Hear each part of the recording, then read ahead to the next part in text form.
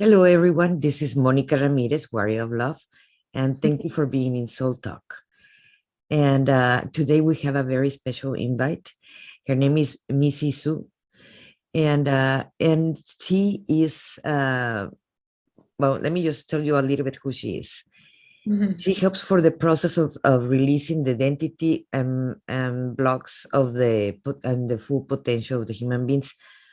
Her passion is to range from addiction recovery and diversity, trauma, PTSD, healing, and the soul aspects of integration.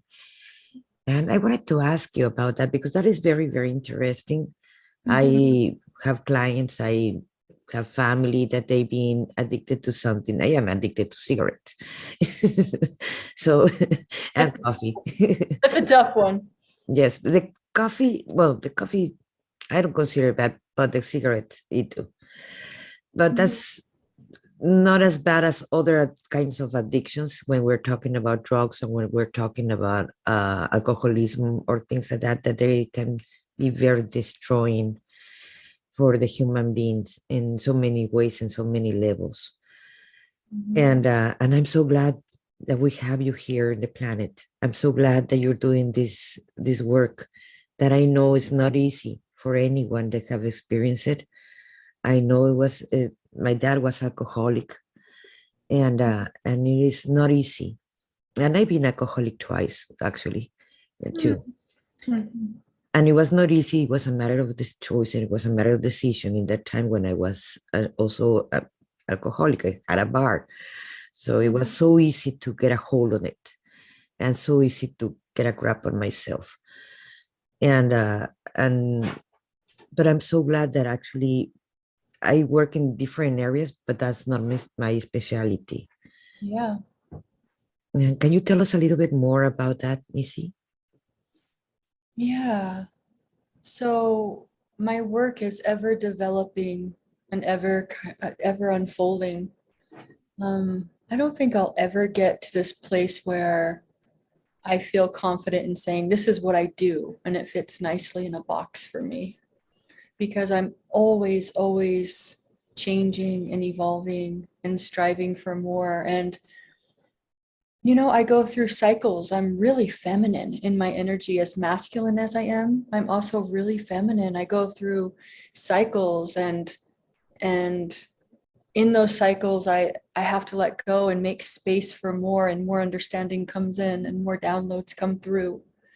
But where I am today, and that will probably be different tomorrow, is shedding the identity all the way through of who I think I am, and all of the identities that I've taken on from, being a homeless person, being homeless, I am homeless, or being an addict, I am an addict, or I am an alcoholic. I am a victim, I am a warrior, I am a survivor. All of these things that I've put after the words I am Mm-hmm. actually are an identity that keep me trapped in a box. Mm-hmm. And it's just one little aspect of my being that I compartmentalize and keep myself from really coming into the wholeness of who I am.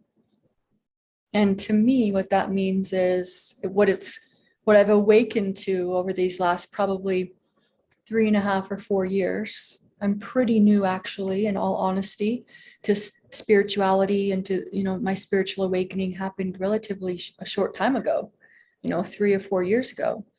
And I wouldn't even call myself awake today. I wouldn't, because there's so much I don't know. There's so much I don't know. But what I understand is that there's many aspects of myself across time and space in this moment, all happening on different timelines, right at the same time. And for me to identify or to put myself in a little box in this lifetime actually keeps me from accessing the information across time and space. And it keeps me limited in my ability to access and to discover my true potential, because I label myself and I diagnose myself. And I think it's important to say that to diagnose oneself or to label oneself is actually a process of coming out of trauma. And so it's really, really important part of the healing process. But there's a part of that journey too, where you actually have to let go of all of that and the identity around all of that. Any of it. I am gay, I am transgender, I am broken, I am strong, I am any of these things, and you just like let it go and let yourself just authentically be who you are, who you I really are. totally resonate with you. The morning, in fact, I was talking with my daughter about that because she was telling me, oh, this is HDAD is this and OCD is this. Yeah. And it's like, and I told her exactly something like what you were saying. I told her why you're putting labels. In the moment you're putting a label, you're actually one. The doctors love to give labels. Why? Because they're selling just the medication, and they plan to put you on a label, so like that you feed on that. And if you don't feed, they're trying to make you feed on that so they can give you the medicine and they can increase the medicine, or else it's not business for them. And the society, so they can understand you, they want to put you in this label and you can get out of that label. So it's like, why you're trying to fit in a label? It doesn't matter as a doctor, it doesn't matter as a society, because you limit yourself of who you truly are. And Yeah. Go that is ahead. very limiting. Mhm. And I would like to talk more about the labels of the society they put on the labels. That Mhm. also, that's always been my way of observing this. I'm not gonna say that I'm right. That I know Alcoholics Anonymous, Oh yeah. AAA. I know the 12 steps are very important because one, you say, okay, I have a problem. I have drug addiction, alcoholism, whatever it is. But that puts you where you were saying in the I am. And the people that started with that, they can never get rid of it. I know people that they were alcoholics uh, and they went to Alcoholics Anonymous, and Mhm. they never could drink one drop of alcohol, or else they went back Yeah. because of that label.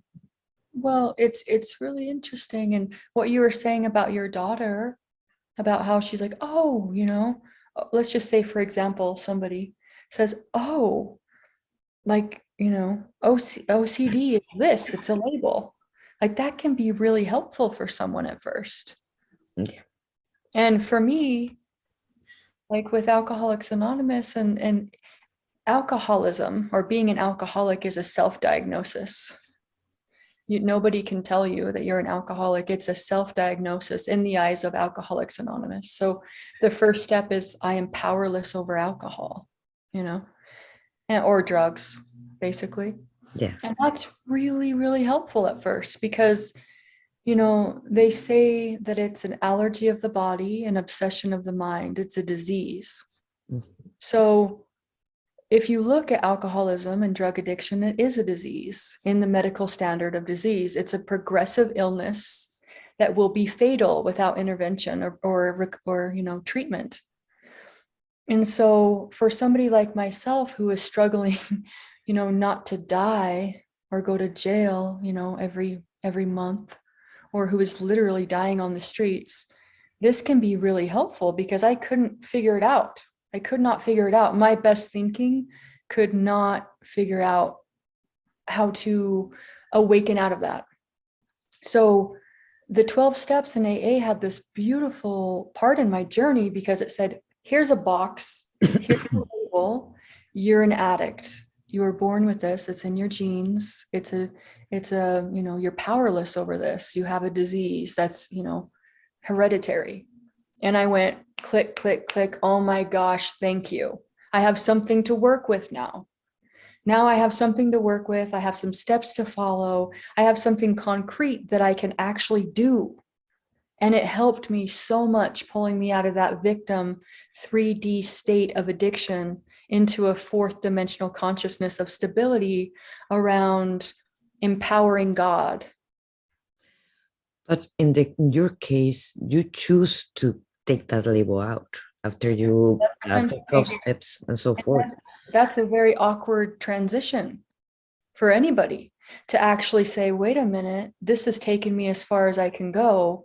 Now I actually have to pull all of my power back from that and into myself, and pull my power back from God into myself. That's so awkward. That's so awkward, especially with the programming of, the 12 steps that say your best thinking will kill you.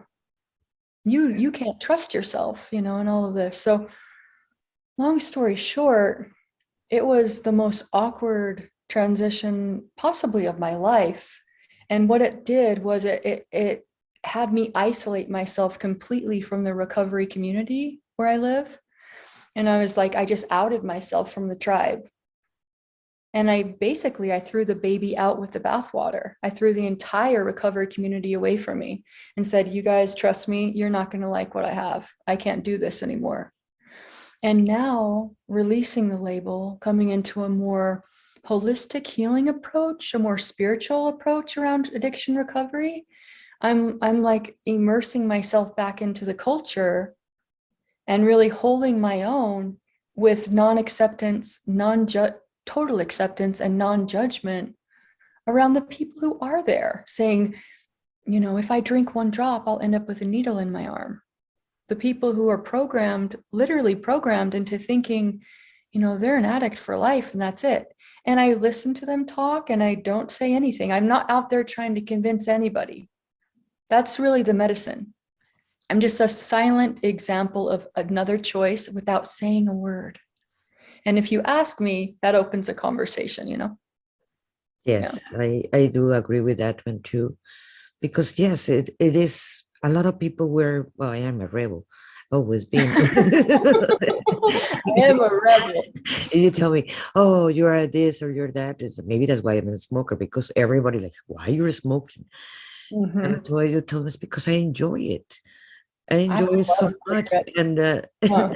and they don't comprehend, and maybe that's one of the reasons why I smoke, because of rebels. Mhm. But yes, it can cause harm, but it doesn't cause harm in the same way as alcoholism or drug addiction. And I remember when I used to drink every day, and there was a need for that of every day. I did a lot of harm to my kids in that time, my older kids Yeah. in that time, until I realized it. But I never went to Alcoholics Anonymous. Mhm. I got scared. It's like, oh my God, I have a need of alcohol. And I finished a bottle of brandy by myself, and I was fine. And Yeah. that's when I got scared. And I Your punished, tolerance was high. Your yes, tolerance was really high. Yeah. yeah, and I punish myself in a, but I'm very drastic how I heal myself in so many ways that I don't Mhm. recommend to anyone how I do it. And now I don't, and that's why I say twice. And they were Mhm. not together; they were 10 years apart. Mhm. And then the second time it happened, the same thing, and I did the same thing. How you can help someone to understand that they have a problem. I receive this question all the time with my clients. They tell me, "Oh, can you help my son or my husband because they're alcoholics?" Like I can. They have to ask for themselves. But Mhm. how? But there's always that feeling of everybody trying to help someone, because Mhm. there's always a judgment towards them, Yeah. and and there at the same time, how do you can deal with that at the same time you're the mother or you're the sibling or you're the spouse or you're whatever Mm. of them, how you can help them and without having the judgment that you are being affected by it, and you can help them I'm not talking about the person that is not the alcoholic, or I'm talking about how you can help the person that is in that Yeah. kind of conscience. Yeah. I come from a family. I'm one of six kids, and the five of us out of six children have struggled with alcoholism or drug addiction. And so I come from a family where it's really normalized to be in addiction, you know, be in and out of jail, be homeless. This is really normal where I come from, where I was raised. And I have siblings who are still in homelessness, who are still deep in addiction, in and out of prison. And what I've learned in kind of a long roundabout way is the way to really help people. And I also do homeless outreach. I think that's important to say too. I do homeless outreach for a job, for my day job. And the same approach that I would spend with anybody who I don't know, like, intimately or personally, is the same approach I would have with my siblings. It's the same thing. And that is, I don't know where they are in their journey. I don't know. And I don't know, honestly, what their soul agreed to come into this life and to experience. Yeah. And it's my understanding that a lot of really amazing beings, truly, came in very courageously with contracts and agreements to experience some pretty, what we as humans would see as horrendous things and very painful, long, sex abuse, sex trafficking, drug addiction, suicide, all these kind of things, like mental illness. And so when I look at it through my human eyes, there could be an aspect of me that wants to save them because of my judgment through my lens, saying it's not okay where they are. Or I could see from the eyes of a mother, I can be really empathetic around that, saying, oh my gosh, my child, this makes me a bad mother. What can I do? I need to save them. I need to fix this. And it's just really interesting because if we zoom out far enough, it's all actually in divine orchestration and perfection. So, and what I found is that holding space for people with non-judgment and acceptance is actually the best medicine. Meeting people where they are and creating safe space for them to trust you and to come to you when and if they are ready to make changes, but not needing them to be okay. And that's like the whole entire energy that I bring when I do needle exchange. And I say, bring your dirty needles. We're going to come, I'll do outreach and say, bring your dirty needles. We'll give you clean needles. Do you need HIV testing? Do you need hepatitis C testing? What can we do to support you so that you have clean utensils when you use drugs? I'm not out there saying, don't use drugs. It's not okay. You shouldn't be doing this. This is bad and wrong. Instead, I'm saying, okay, you're doing this. I can understand that you're in addiction, or maybe you're not. Maybe you're, using this in a way that's functional for you. I don't know. But what I do know is that I would love to support you to do this in a way that's the healthiest and safest for everybody. Yeah. It's that approach that allows for change to happen when and if they decide to have it happen. They'll come to you first. I totally understand that. One of my older kids is well, it might be alcoholic or not. I don't want to label him, Totally. but at the same time, it's like, okay, I can't tell you what to do or not to do. You're adult enough. Yeah. It's your choice. Just don't do it around me, because I don't like to be put into the situation dealing with someone that is not in the right mind. That's Let's fair. put it like that. But it is heartbreaking at the same time. But hey, at the same I do understand that about contracts. And Mm-hmm. yes, we all have different works and different things that we sign up for. Mm-hmm. And there is nothing we can do about it because we all have to experience our own contract and what we have to learn from it. Yeah. And it might get to the point that they will say, oh, I'm done with this contract, or they can continue with that contract to the end. That's the choice of each person, and that's a tough one when you love the person that is following that path, whatever path they choose. It's a matter of choice. I love what you call your podcast. You call that Warrior of Love, right? Warrior of Love. my guides a while back called me when I was not believing enough in myself. They gave me the name Warrior of Love, Mhm. and I tell them, what do I do with this? It's like, well, you have to use it, own it, embody it, and so forth. And like, and in the beginning, I was not even trying to show my face because I was too embarrassed, Yeah. because I felt too little. Yeah. And then with time, we start embodying it and so forth. And that's when I start using my face. My podcast, I call it Soul Talk, because it's basically this conversation, soul to soul, Yeah. with amazing people. And but my name, I carry it with Warrior of Love, Mhm. because that's the name that I still. They tell me when you don't need it, you can stop using it. Yeah. But I still use it. Maybe I That's still need it. it's perfect because that's such a perfect segue into what I want to share next. And that, you know, I had a pretty rough experience there for a while, with a relapse that I had. And when I came back out of that relapse, I um, needed to do things completely different. I knew I had to do things like I had never done them before.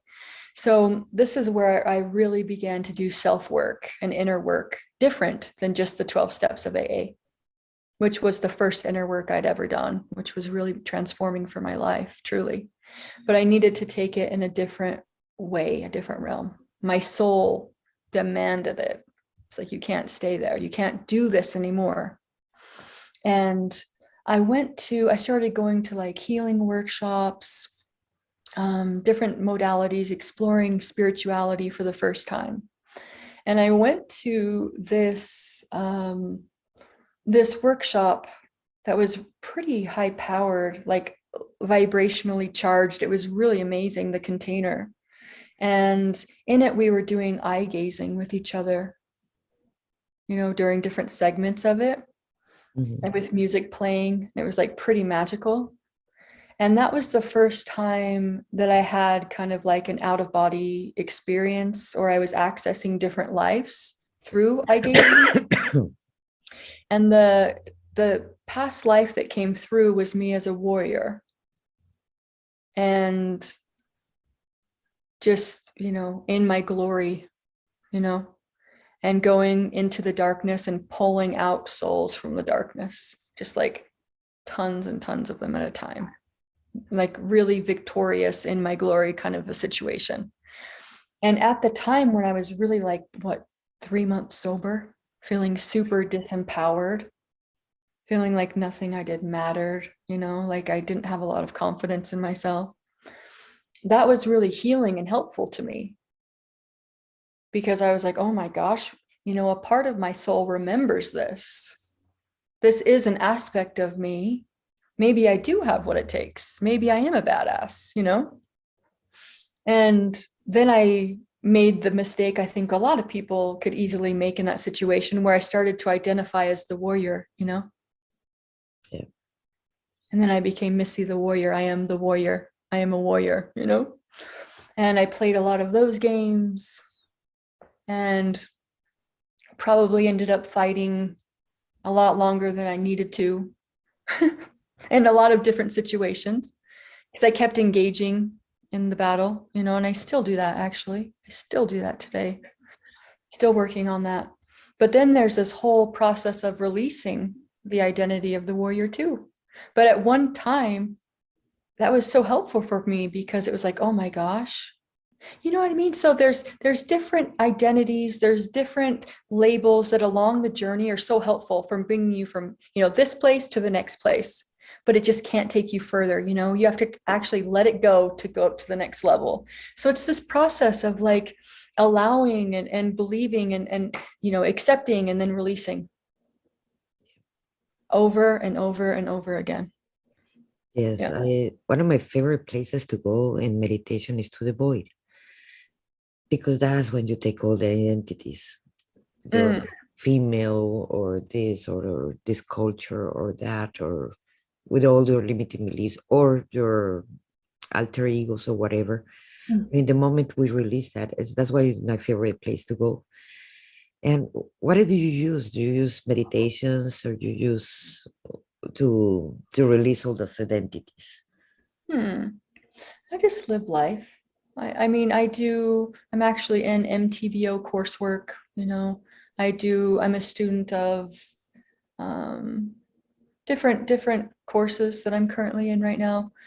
But, I don't like use a modality really. It's just like living my life and going through cycles of shedding things and releasing and allowing things to go and falling down and failing, falling short, getting back up, trying again, falling short again, getting back. It's like I just live my life. Yes. We're still having the human experience, so we're gonna fall down as many times as we need to get up. Yep. And when is gonna end? We'll continue expanding. The same universe continues expanding, and the knowledge, we don't, no one knows it all, and there is no magic one. Mhm. So when I even removed the word healer, because I was Yeah, taking, it's an I was, identity. Yeah. yes, you take the power of the people, like, oh, you're coming to the healers because you're Oh yeah, powerless. totally. Mm-hmm. Mm-hmm. So Yep. no, that's something that people need to empower themselves. Yeah. We can coach them, we can help them, we can whatever, but healing, that's when they lose their own power, and that's, no human being should do that. But the Mhm. ego is very powerful and bring us back. Yeah. How Mhm. do you work with people? Mm. I work with people in different capacities. Um, for what I do for a career in my day job, I go into detox centers. I work with the homeless population, the unsheltered homeless population, and I offer like support groups around addiction recovery and just a different way of kind of holding space for that. Um, One of my favorite things to do, if I'm completely honest, is to work with like a group of guys who, have recently been incarcerated or in prison or are brand new sober or just off the streets, and just like slowly build trust and rapport with them and teach them how to be vulnerable. And that takes time. Yeah. It takes time, but there's so much magic in that. There's so much magic in that. And it can be really, really healing for myself included. Yes. And then with what I do in my private practice and my own business is one of my favorite ways to access information is through tarot cards. I got a pack of tarot cards for Christmas in 2018.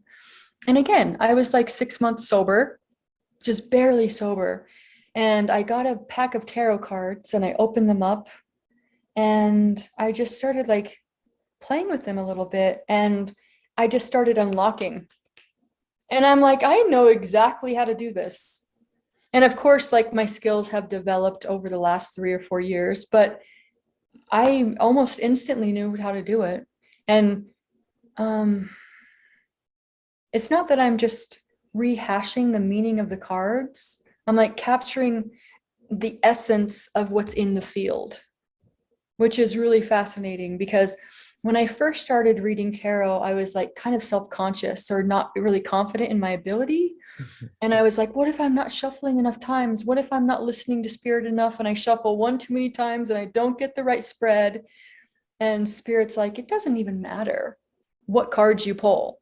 You're accessing a field of energy and that information will come through however it needs to, no matter what cards you pull. So no worries. Don't worry about it. And just over time, with my like remote viewing ability, the more I clear, the more I heal within myself, the more easily I can access information clearly and, with ease.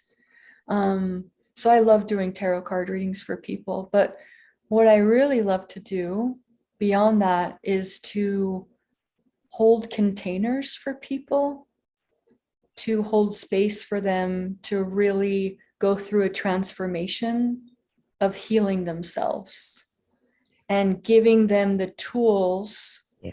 and the structure really and the support for them to go through and to do their own healing work.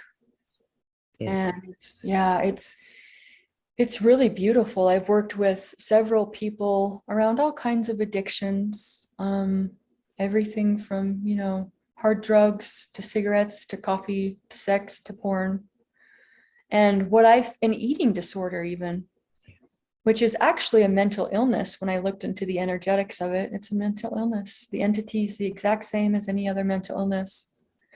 And when I look into the energetics of these things, as different as they may seem, from a shopping addiction to a cocaine addiction, right? Seems pretty different, but the energetics are actually really similar.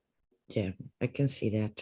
Yeah, it's a void within oneself, looking for something outside of yourself to fill that hole within you. It's a desperation for love or acceptance or fulfillment that you're not able to self-source just yet.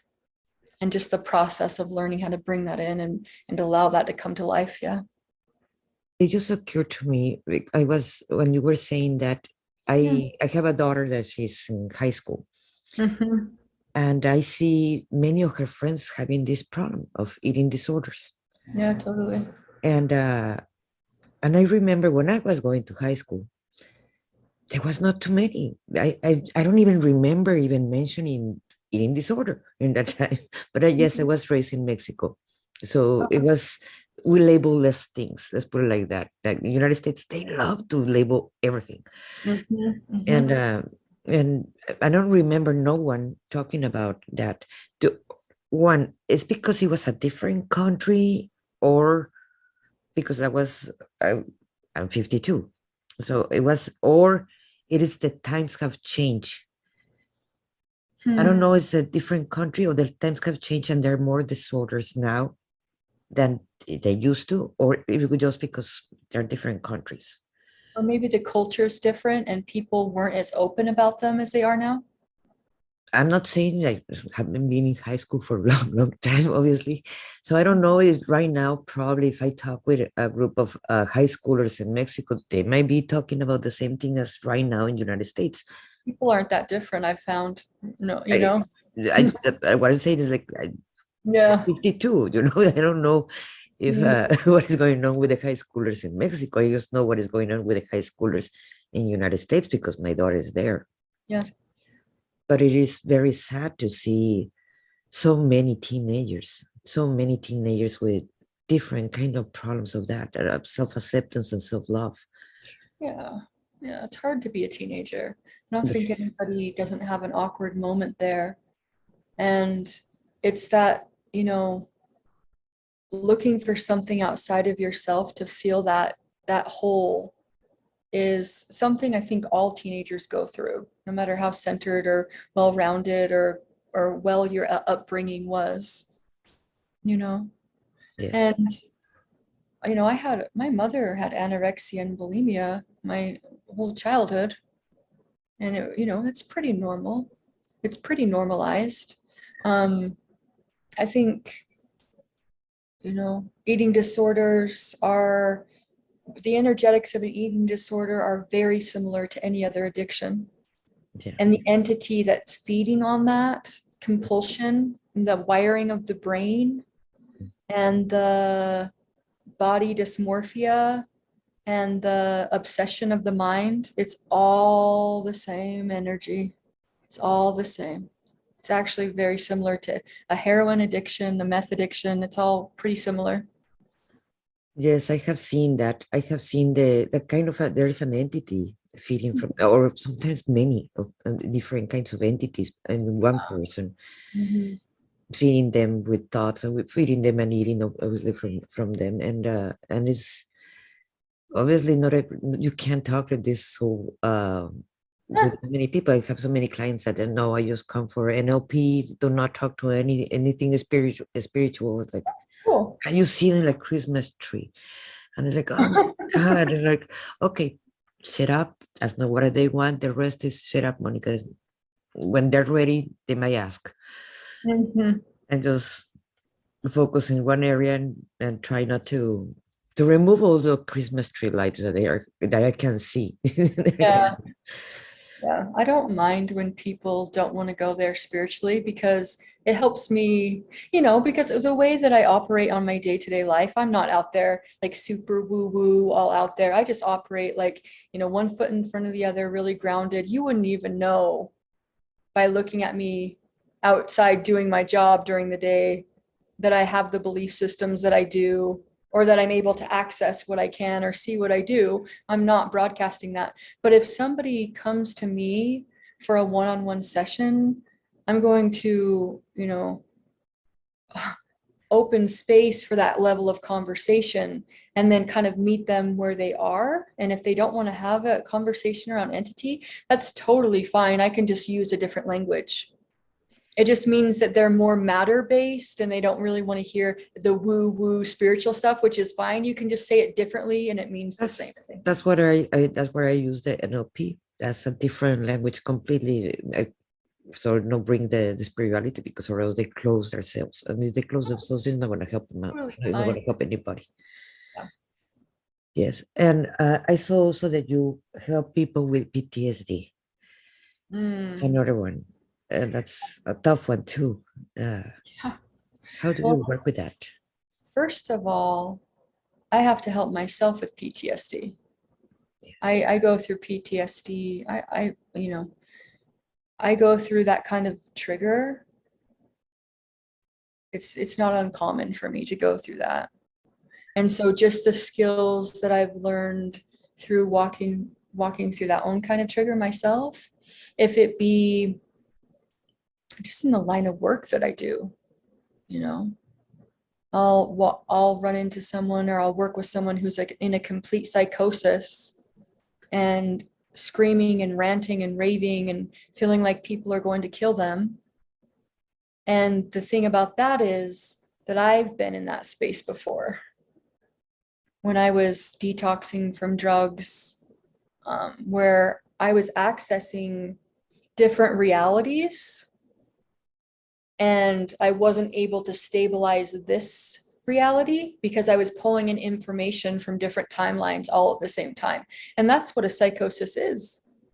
Yeah. They are pulling in information from a vast spectrum of reality and they're not anchoring it into this reality. And so what they're experiencing is real to them.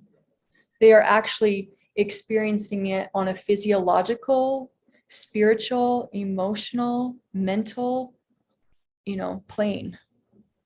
And so what's fascinating about that is I actually carry the memory of those experiences in the cells of my body. That trauma is stored in my body. That trauma is stored, in my memory and it's stored in my body. And so then becomes this whole other modality of really healing trauma on different planes of reality and integrating it. And I'm the only reason I even know anything about this is because of my own healing journey of necessity of working through this. And I still work through re-traumatizing myself and learning how to heal that and to integrate that and to let it go through different timelines and different realities and accessing information from so many different places that you can't stabilize in this life is really why most people end up in the psych ward.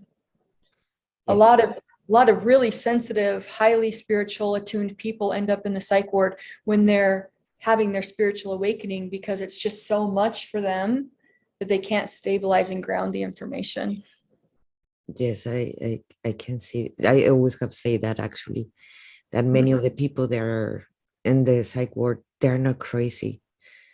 They're just, a lot of them, they're channelers, or they're, and unfortunately for the system, in the moment you tell them, oh, I'm hearing these guides or these people telling me this, or this being or being of light or whatever, giving me this message, they're going to put in medication, so in a psych ward. Oh yeah. So many people that are in the psych wards, they're not even crazy. Well, For our standards, not for the standards of the doctors. Of course, so the medical industry is a great business, like religion. yeah. Well, the scary thing is a lot of times, like with myself, I was also using drugs Mhm. access those gifts. And I thought that was just the way you did it. From the age of 14 years old, I'm like, yes, you use, LSD and mushrooms and ecstasy to access spiritual gifts. That's how it's done. I thought that that's what you did. And so I was using drugs for 20 years to access information until I got to a place in my soul and in my agreements where I needed to be pushed out of that and into a new way of being. And I had something of an alarm clock awakening where I got my butt kicked by reality and shaken so hard. And really, I died. And in that, it was like, do you want to be here or not? Because you need to do things differently. You can't keep doing this the way that you're doing this. This has to be different. It got so bad for me that it was like, I'll do anything to change. I'll do whatever it takes. And that's why rock bottom is so important. Like to not interrupt someone's process, but to just love them. I know it's so hard because it's like watching a train come slowly towards your loved one, and you're just like, oh my God, like, I want to save you. Wake up. Can you not see what's happening? And You can do anything. just to allow for that train to hit them sometimes, because for me, that rock bottom it ignited in me this willingness to change that I could have not accessed in any other way. Nobody could have given it to me. Anybody who tried to help me in that time before I had gotten to that space, I just took advantage of. And not because I'm a bad person, but because that's where I was. Yes. And I was so And far in addiction. there's a saying in Mexico, probably it's over here too, that when you're trying to save a person that is drowning, it will Mm. pull you down. And that doesn't make them a bad person, the person who's drowning. Like, I don't want to vilify or, I think it's really important that we take the stigma away from, people who are in addiction or quote unquote drug addicts. Like, I remember my mom posted this thing once when I was like really deep in my addiction. And she posted this thing on her wall on Facebook. And I love my mother. I'm not vilifying her for at all for this, but it said something like, if a drug addict is unhappy with you, then you're doing something right. And if a drug addict is, happy with you, it means you're enabling them. Something like this. That was the energy of it. And mind you, she has lots of children who are deep in addiction and have, all kinds of issues. And so that made sense for her. Like, I'm just going to say no, not help them, keep my distance. And that's what she needed to do to protect herself. I get it. But I remember just looking at that and going, man, all I need is love right now. All I need is love right now. Yes. And it's just like, no, you're bad and you're wrong because you're a drug addict. That's how I took it. And so now when I see people on the streets who are, needle IV using heroin or meth or whatever, and I'm just like, hey, like, it's okay. Like, I can see you. And I really look for the soul and for the spirit in these people. And I connect. I connect with them just like I'm connecting with you now. I'm not treating you any different than I do them. The same exact way. And it's like, hey, I'm just going to give you resources. It's not my job to save you. It's not my job that you take these resources or do anything with them. But here's my number. And if you are ever in a place where you are ready for help, I would love to support you. And that's my job. My job isn't to save people. That is an awesome job. Yeah. That is an awesome job. Yes, it is. It's just holding the space. And Yeah. that's the problem of the people is, even we go to something so simple. When someone give you an advice, it doesn't matter you're in drug addiction or not, any kind of advice. They assume that you're gonna do it because they give you the advice. Mm-hmm. They forget that it's just an advice. You can take it or you can throw it. Mm-hmm. It doesn't matter. You just throwing the idea there, and people are so used to thinking that that's an order when it's just an advice. or they take it personally when they don't take the advice. I'll give you an example. When I was homeless, I was in and out of jail a lot of times in this one period of my life, and I had this amazing teacher in high school who was a law enforcement teacher. He taught law enforcement, and he happened to be a police officer.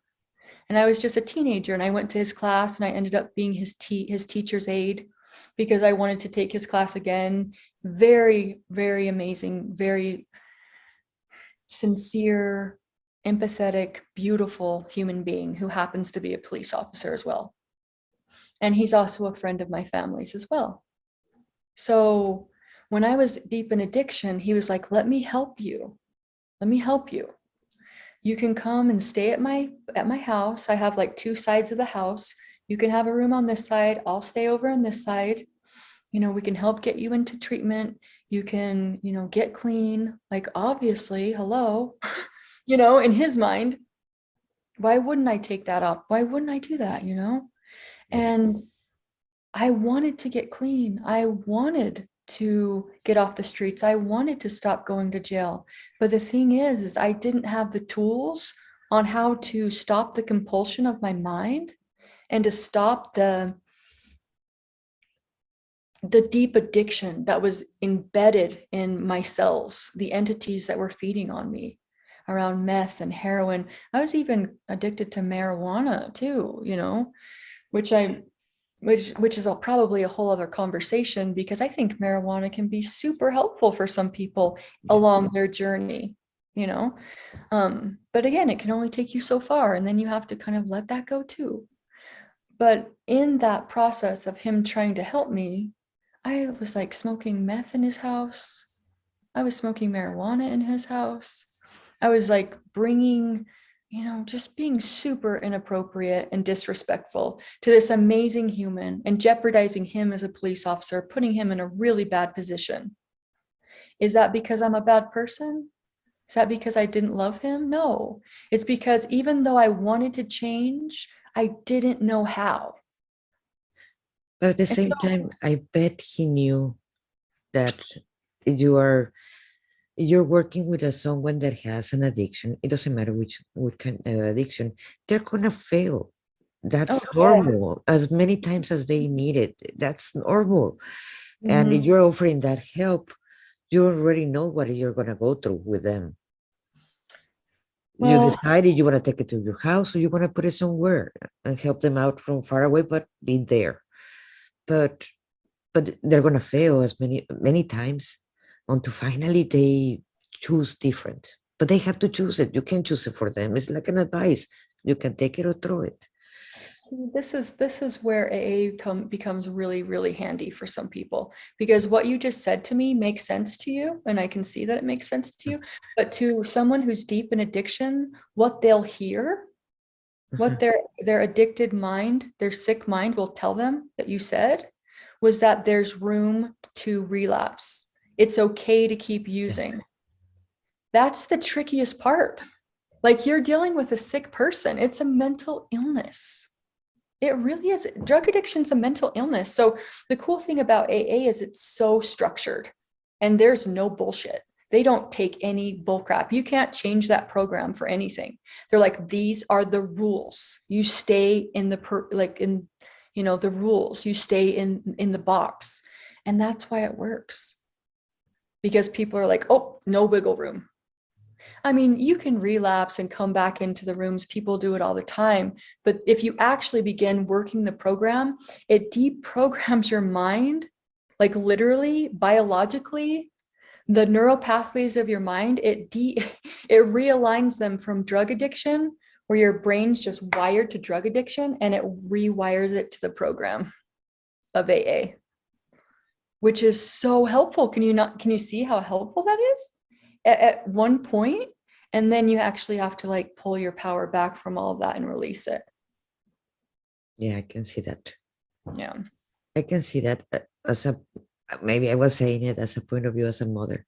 I know. As a point of And view it as a totally mother, it's makes like, oh my it God, totally I makes know you're gonna fail again. I know, like I know if I'm gonna fail. It's like I know you're gonna fail, but I'm here again. yeah, But and I again and know. again.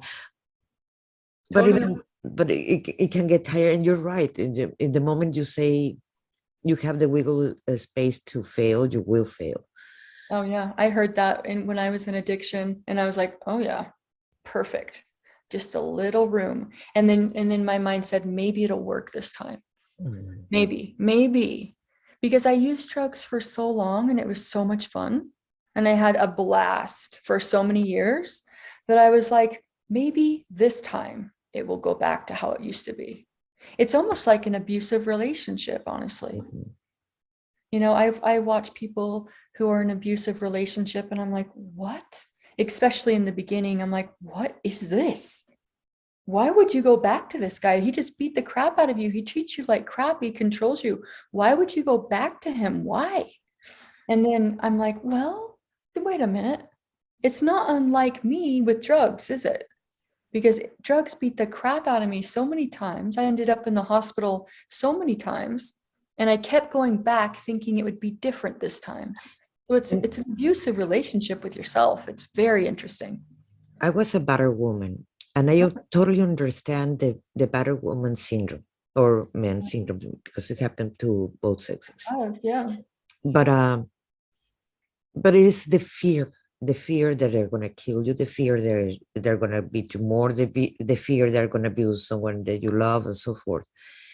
Then you consider drug addiction or alcoholism that is fear too, fear based, because that's why you stay with the guy. It took me 5 years to get out of mine until he's like, okay, kill me. Uh, and he didn't kill me. Um, You know?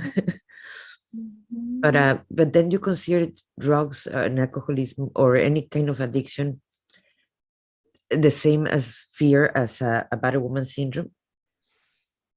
Well, I think I have never been in a battered, I've never been a battered woman in a relationship like that. It's just not something that I came to this earth to experience.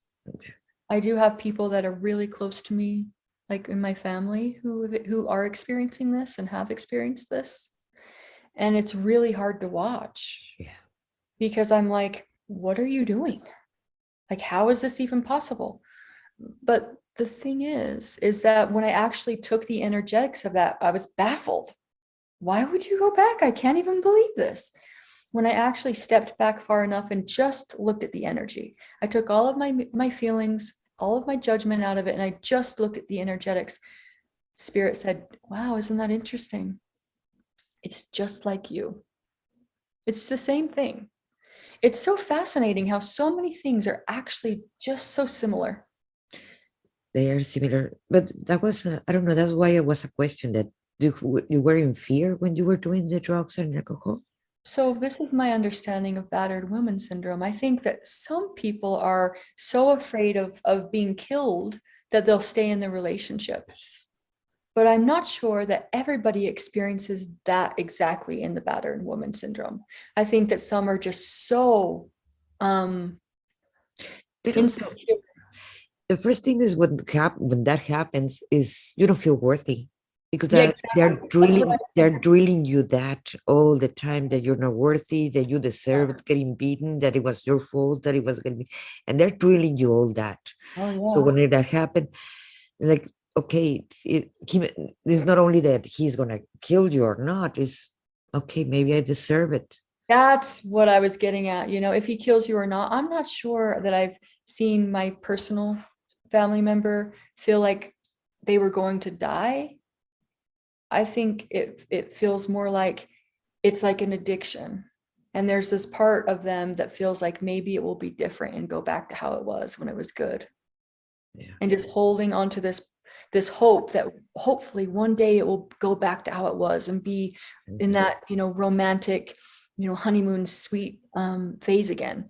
And that's how I was with drugs all the time, no matter how many times I went to jail, no matter how many times I lost my housing or died, or overdosed, went to the psych ward. It didn't matter. I was like, it will be different this time. It will be different this time. It will be different this time. And I really held on to that because I'm going to be honest with you. If drugs were still working for me, I would not be on this call with you, girl. I would be out there having a good old time Yes. on ecstasy right now, at some rave, just like having a great time. but it stops working. Yes. It stops working. And the price that I had to pay was so much higher than the reward. And I kept my willingness to pay that high price for a little reward until it became like this. The cost was so high, the reward was so low. Yeah. And that's when desperation kicks in and you're like, I'm at rock bottom. I'll do anything to change. Because the energy is way too much. The thing is, you can learn how to get to that high without the drugs or without the alcohol. I know. People think that, oh, I will not get that high without them. Yes, you will. Believe me, I have get high just meditating. No drugs, no nothing. But it's something that you have to experience. Like when the first time they tell you, oh, you take this X, you're gonna feel this and this and this. Yeah. And the same applies where you get a very deep going within, you can experience this and this and this. The same apply. But it's something that you have to try so you would know, or else you would never know how it feels. Yeah, I always say like drugs, I'm going to take the good with the bad here. And I'm going to like go ahead and just say a few things that drugs have done for me that are positive. And that's just my ability to see energy, to access information from different realities. Mhm. That was all taught to me while I was on drugs. Like how I can sit here in my living room and remote view for someone clear across the world and look into their entire situation or their life in any way and say, let me just check out the energy in this. Okay, I can see this in your field. I can see how this is working. This is over here. You can move that over there. All of that I learned because I use drugs. And now that I'm clear and I'm working on being more clear every day, because again, like the memory of all that trauma is now the work. To clear the trauma is now the work. And the more I clear that, the more access to information I have. So, yeah. Something that I came to understand that part of our mission is, or this contract that we were talking before, it is to have our mission in the way that why we're here. We have to experience all these choices or contracts or whatever that we choose each individually to have, Mm. because that's the one where we can help people to from the same things that we have already passed. For me, it will be very, very hard to help someone with well, not PTSD, no, but with heavy drug addiction, because I'm not gonna say I have never done it. Yes, but I did not become addict in that way. Mhm. I don't think even I use the traditional way to get out of my alcoholism. So I do not, and I'm very cruel with myself when I need to heal, that I can help someone that is in alcohol, because I don't want to do the experience what I did. I go into the horrible transitions that I can advise someone to do the same thing as I did. Even my allergies. When I became allergic to tomato, I ate a bunch of tomatoes and I healed myself. But I can't tell someone, hey, you can die. You're allergic to tomatoes and you are gonna eat it until you get healed or die. That's the kind of way I do it. So, but in a way that like I can help someone that is in the battle woman syndrome. Why? Yeah. Because I have experienced that. I can help people how to heal a disease, because I was very sick and I like with lupus, RA, fibromyalgia, and I heal myself. I Mhm. can help people because that was my experience and my contracts that I have in this timeline, that I can help that. And I really, really thank to you that you have passed through what you have passed and you have experienced and you have overcome that. So you're doing the kind of job that you're doing. And it's so needed, because there are many people that actually need people that are working on that, because many people need that help. And I really appreciate that. And I say it from all my heart. I wish there were more people like you, because there are many, many people that need that kind of help. And not all of us, we can help them. You know what's the most beautiful thing about all of this? Is that the little babies that are being born on our planet now, these little angel babies, they don't have the contracts, the suffering contracts like you and I do. or other people do. And that means that these little babies aren't carrying contracts around addiction when they come in. And so it's just the people on the earth now, not the new babies coming in, but just us who inhabit the earth now that need to heal addiction. Yeah. And so in 100 years, it probably won't be on the planet anymore. And that's really cool. Yes. So we don't have to really do preventative stuff the way that we had to back in the 80s or the 90s for these little kids, because they're just simply not going to need that level of suffering to grow and to evolve. That is true. And so what's really beautiful is the fact that myself and other people who are coming out of this, out of the darkness, out of these contracts, because there's always two sides to a contract. My contract wasn't just to come here and to endlessly suffer, but it was to almost live two separate lives, really, which is fascinating. A life completely in devastation and darkness and chaos, and then to overturn that and to share the codes that I learned and accessed through healing with the world. I just got total chills, like flowing up and down my arms and my legs. Spirits like bing, right on, like you remember why you're here. And as I do that, and as other people awaken and do that work, we create a template for other people to follow. It's just an energetic template. They don't even have to take the choices, but just to make those choices available to people is really the juice of my work. The biggest need that I found, I'm a frontlines worker. I work front lines with the homeless population, and I love it, but I'm doing that for the experience. What I feel like I really want to bring to the planet is a bridge from AA consciousness to releasing the identity of the addict, to really clear from yourselves the trauma, the belief systems from your conscious, your subconscious mind, clear the ridges from your field, and to really come into the wholeness of your being. And if you're brave enough to go through addiction on a soul level, you're brave enough to get sober, trust me. Yes. That is beautiful. Mm. So you're teaching classes, or you work only one-on-one, or how do you work with people in private? Because one thing is your job, but when in your private practice. Yeah, so in my job, I do groups with the people in my community here in Salt Lake City, Utah. But for my private practice, I work with people one-on-one. I would like to eventually do group containers. I love working with men. I don't know why. It comes so easily. And I feel like men really need to be seen. And because I can see people, it really works well. Like to teach them to be vulnerable and to really like open that up in them is magical for me and comes really naturally. I would love to get working in the prison system and in the jail system, bringing my own flavor of addiction recovery into those spaces.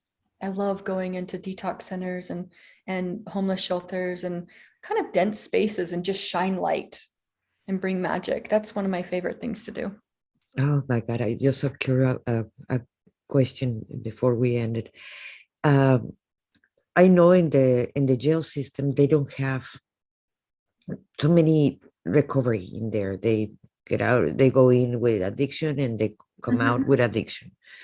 They they don't recover. Do you think that part of the system should be changed, or how we can change it so we can help more people? Well, I think a lot of people go into prison and they do change, which is really cool. I know a lot of people who go into prison and change, but I know a lot of people who don't. Yeah. And I think part of the problem there's a lot of energetic issues in prisons and jails because people go into jail and detox, and there's all of this energy that gets trapped in that concrete area that isn't energetically cleaned up. So that's one issue. Another issue is that people go through prison or jail, and then like myself, they're just kind of brought back out onto the streets without any resources or bridges on how to really better themselves, So how to live a different life. So there's definitely a need there that I have seen some nonprofits here in Salt Lake really address that need.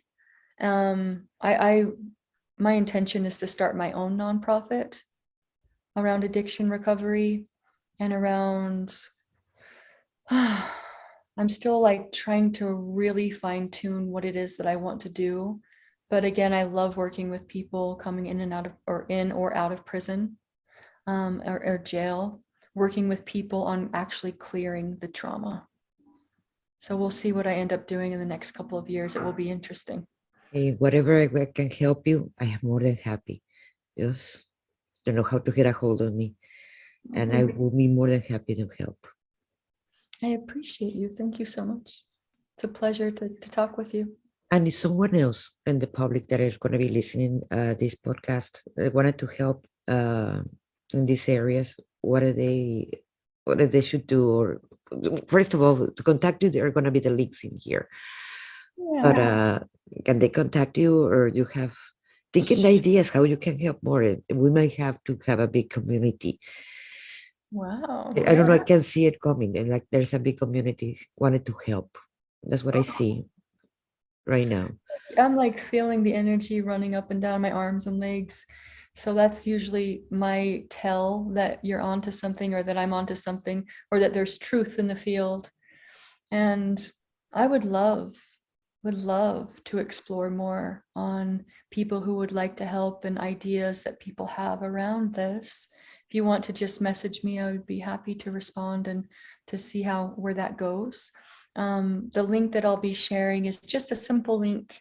You can schedule a tarot card reading with me if you're feeling like you'd like a one-on-one session. Also in that link will be, it's like a free call to explore if my 3-month mentorship program would be a good fit for you. If that's something that if that's a commitment that you would like to make for yourself, we can explore that as well. So yeah. Yes, that is important. I have to make a commitment. It is a commitment. Yeah, it's not for everybody, and that's okay. Yes. Yeah. Do you have something else that you would like to add?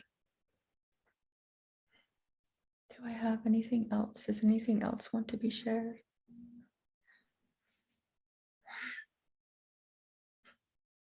I just want to honor you for your courage and for the beautiful, gentle space that you hold. And you have like this really maternal, gentle energy that is so beautiful and healing for people. And you can say so much without saying anything. And I think that that's a beautiful medicine. So I just wanted to acknowledge that. You're welcome. For all our listeners, if this helped you or it might help someone else, please share it.